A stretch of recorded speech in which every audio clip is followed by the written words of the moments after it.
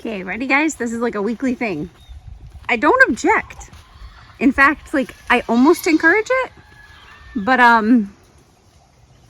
that's not our peacock. And it was down here eating, and then Hodor scared it and it flew up into this tree. But one of the neighbors messaged us yesterday and asked if we were missing a female peacock. And for a second I thought we might be, but we weren't. They're all accounted for. And then today I heard the peacock kind of going nuts. So I came out here, he was here, and yeah, none of our peacocks are long-tailed males, so definitely not ours. Peacocks can be a little adventurous if you don't establish like some really great ground rules for them, and if they don't have a good food source and peacock friends basically to keep them around. Yeah, they can kind of wander, especially since, yeah, you can see they can fly. Yeah, someone's missing some birds because the neighbor, the one that they found, was a girl. And they don't know how to catch it. So if they do, they're going to bring it here also, I guess. Guess I need to start looking for lost and found peacock ads. I don't know what's happening around here. We really live in the middle. When I say neighbor, first of all, it's a guy that lives like, I don't know, half a mile down the road. And he doesn't actually live there. He just has an RV parked there that he comes out and visits like a couple times a month. And that's the extent of like the people around us. They're all just hunters or people that have like little, RVs or whatever that come and visit once in a while. So there's nobody nearby. The animal showing up is very weird. I don't want to scare him, but I would like to feed him some more so he stays. We have friends. Look, there's more friends lined up on the fence. I won't scare you. I'll climb. It's fun. Heaven forbid you get spooked. So me and my giant belly will just climb this fence to stay far away from you. It's no big deal. I am literally hiding behind this tree to get a better video of this peacock. He's not like super scared of me, but definitely doesn't want me to get close. And then there's ours, who invited his friend over. And then our girls are sitting on top of the rabbit hutch because that's where they nest. Okie dokie. Now we unload. What you got? So Rosie's gonna get neighbors. She doesn't really like being housed with other birds. I think having some friends next door. I mean, obviously she has all of these cages next door too, but some friends right next door that kind of look like her might be nice. And I completely underestimated how big. I mean, like, I know how big they are, but I guess in comparison to this one, I forgot how big they are. I almost wish they were reversed. Whenever you're ready.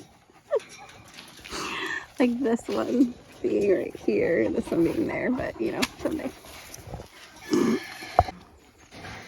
Oh, hi. Eat your hay. Get him, Baxter. Tell me he's a bad goat.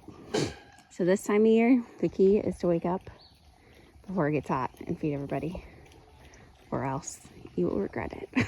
Ben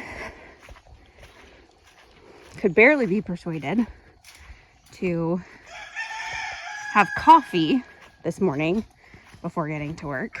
Says he's getting stressed because we have like, I don't know, how many days? Not very many. And lots to do. We're unloading it. Bought it, loaded it, went a little ways down the road. Yes, is not working well. A little heavy. Almost rolled down a ravine loading it also. I had to jump from the passenger to the driver's seat to put on the brakes. Alun's freaking out. She's very concerned. He couldn't take it. We've been busy all day building aviaries and moving emu cages and doing all kinds of stuff.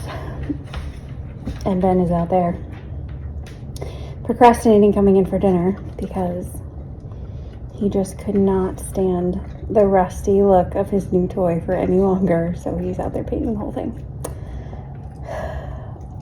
It's kind of funny. Francisco, we need to move him somewhere else because he keeps breaking out of here. But he hates, absolutely hates Ben. I just walked from way up at the house and he just followed me. Like, he would follow me to the ends of the earth unless Ben is here, because he knows Ben is the one that can actually catch him and make him go places he doesn't want to go. Whereas I basically just feed him. But we're out here right now because the donkeys didn't come up for hay, which is strange. I am feeding them at kind of a weird time today because there's a break in the rain. So it's like midday. But still, normally when they hear everybody else excited, they come. So I just had to walk all the way out here because my first thought was, she probably had her baby. Wouldn't that be my luck? But it does not look like it. No? No baby for you, no baby for me. The race is still on. You still look really big. Now, put your vote in the comments about whether, Francisco, everywhere you go, whether you think this donkey is going to give birth first or me. I have thought this whole time it would absolutely be her. I don't know now. You got 4 weeks to pop this baby out. And she's dropped, like her belly. You can see her spine and everything. Oh, is she uncomfortable, huh? I think it's gonna be you. Ben thinks it's gonna be you. We'll see. Are you the dad? Huh? Do you know? Go. Such a naughty goat. All right, so they're all good. And Ori's over here, I saw him. So they're just making sure I get my steps in. I put up my clothesline, finally, the other day. I sent Ben a picture of it and he asked how I broke the dryer. I love clothes that have been dried on a line. That's how I grew up. Even in the winters in Michigan, we would put these clothing racks in front of the wood stove and dry our clothes that way. But all summer long it was on the line. We never used our dryer. It's amazing. They get dry so fast. Obviously, it helps with the electric bill. It makes the clothes smell like fresh air, and it makes the fresh air smell like clean clothes. So I just love it. But all of these clearance flowers at Home Depot, that was a good idea. But I don't know why I thought planting them was a good idea. I mean, obviously you have to plant them, but it's hot. It's real hot. On top of that, though, it requires so much bending over, and I'm not good at that right now. My heartburn, I take it back. My heartburn is not good at that right now. These gardens have not been receiving the maintenance this year that they normally do because of, you know, the being pregnant thing. And we just have some super big other projects that kind of were taking priority. Next year, when these are all growing, here's my water, I will thank myself for doing it. Hopefully, maybe next year, put down some kind of weed barrier and mulch, because the weeds in these things are out of control. Okay, kind of like you two. I was kind of hoping that I had another shovel somewhere in here because my little hand shovel is broken, but I don't. So back to using my little tiny broken one. A very brief and thankfully uneventful baby update. I just left my 37-week appointment, and this is like one of the things that's a little bit of a pain, I guess, about living where we do And that's, yeah, the closest doctor's office is, well, no, there's a hospital and there's doctor's offices right near us, but the closest, like, OBGYN or hospital with labor and delivery is Athens, which is over 40 minutes. So